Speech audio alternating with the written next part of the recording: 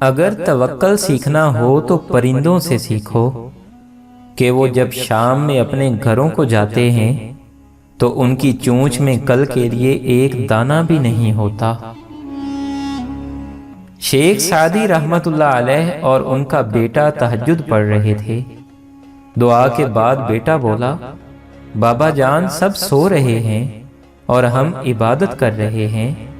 شیخ Saadi نے اپنے بیٹے کو جواب میں کہا، اگر دوسروں کے عیبوں پر نظر رکھنی تھی تو بہتر تھا کہ تو بھی سویا رہتا۔ آدمی کے جھوٹا ہونے کے لیے اتنا ہی کافی ہے کہ وہ ہر سنی سنائی بات پر یقین کر لے۔ تو نیک ہو اور لوگ تجھے برا کہیں، اس سے اچھا ہے کہ تو برا ہو اور لوگ تجھے نیک کہیں۔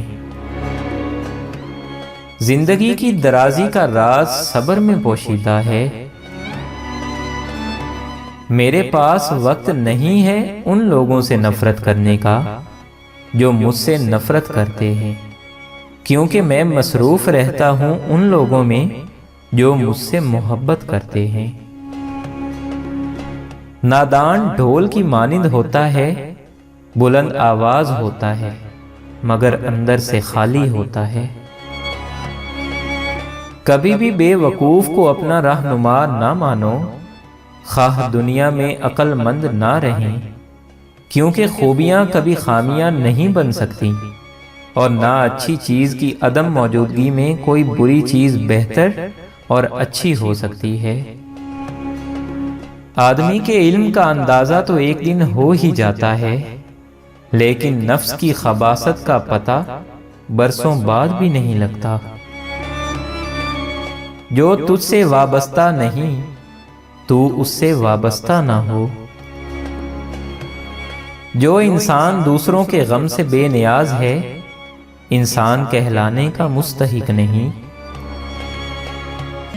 کسی کو اتنا پیار دو کہ گنجائش نہ چھوڑو، اگر وہ پھر بھی تمہارا نہ بن سکے تو اسے چھوڑ دو، کیونکہ وہ محبت کا طلبگار ہی نہیں بلکہ وہ ضرورت کا پجاری ہے۔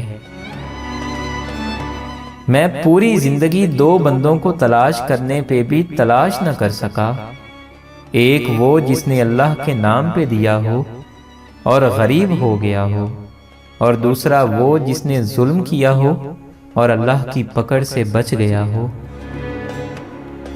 موتی اگر کیچڑ میں بھی گر جائے تو بھی موتی ہے، اور گرد اگر آسمان پر بھی چڑھ جائے تو بھی بے قیمت ہے۔ اپنے حصے کا کام کیے بغیر دعا پر بھروسہ کرنا حماقت ہے، اور اپنی محنت پر بھروسہ کر کے دعا سے گریز کرنا تکبر ہے۔ انسان بھی کیا چیز ہے، دولت کمانے کے لیے اپنی صحت کھو دیتا ہے اور پھر صحت کو واپس پانے کے لیے اپنی دولت کھو دیتا ہے۔ مستقبل کو سوچ کر اپنا حال ضائع کرتا ہے، پھر مستقبل میں اپنا ماضی یاد کر کے روتا ہے۔ جیتا ایسے ہے جیسے کبھی مرنا ہی نہیں، اور مرتا ایسے ہے جیسے کبھی جیا ہی نہیں۔ عقل مند اور بے وقوفوں میں کچھ عیب ضرور ہوتا ہے، مگر عقل مند اپنے عیب خود دیکھتا ہے اور بے وقوفوں کے عیب دنیا دیکھتی ہے۔ دشمن سے ہمیشہ بچو اور دوست سے اس وقت جب وہ تمہاری تعریف کرنے لگے۔ اگر چڑیوں میں اتحاد ہو جائے تو وہ شیر کی کھال اتار سکتی ہیں۔ میں نے ایک نیک شخص کو دریا کے کنارے دیکھا جس کو ایک درندے نے زخمی کر دیا تھا، اور اس کا زخم دوا سے اچھا نہ ہوتا تھا، اور وہ عرصہ دراز سے اس تکلیف میں مبتلا تھا، مگر ہر وقت اللہ کا شکر ادا کرتا تھا۔ لوگوں نے پوچھا کہ شکر کس بات کا ادا کرتے ہو؟ اس نے جواب دیا، اس لیے کہ مصیبت میں مبتلا ہوں، نہ کہ گناہ میں۔ اللہ کی نعمتیں کھا کھا کر دانت ٹوٹ گئے ہیں، مگر زبان ہے کہ ناشکری سے باز نہیں آتی۔ اگر چاہتے ہو کہ تمہارا نام باقی رہے تو اپنے بچوں کو اچھے اخلاق سکھاؤ۔